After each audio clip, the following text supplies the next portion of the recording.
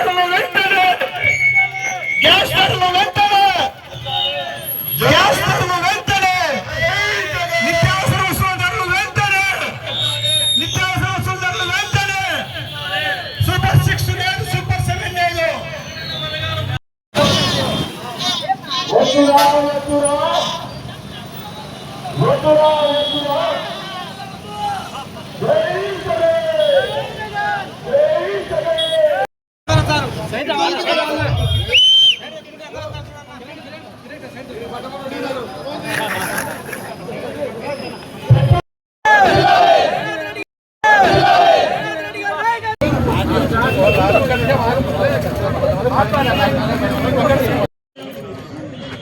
మావి వచ్చేటోడు చూడాలియా మావి రావాలి ఆడిపోతే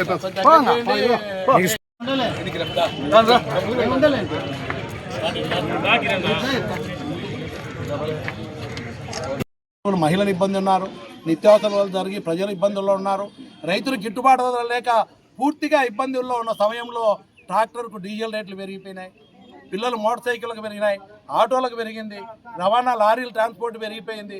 అంటే నిత్యావసర వస్తువుల ధరలు ఆటోమేటిక్గా ఇంకా పెరుగుతాయి, ఇప్పుడున్న ధరలు కాకుండా ఇంకా పెరుగుతాయి.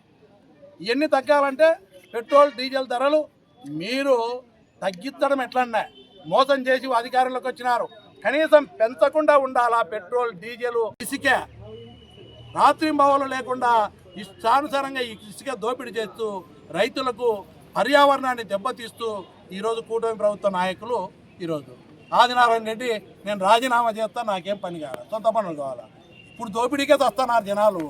ఈరోజు చంద్రబాబు నాయుడు గారు రిజైన్ చేస్తే నేను ఏమన్నా దండిస్తాడేమో అనుకుంటే ఆదినాడు పిలిచి దండిస్తాడు. ఇప్పుడు నీది ఎక్కువైందా, నీ దోపిడీ ఇసుక దోపిడీ ఎక్కువైంది, ఏం చేసినా ఫ్యాక్టరీల కాడ దోపిడీ ఎక్కువైంది, దండిస్తాడేమో అనుకుంటే ఆదినారాయణ రెడ్డిని పిలిచి నీకేం కావాలి నాయన అంటాడు.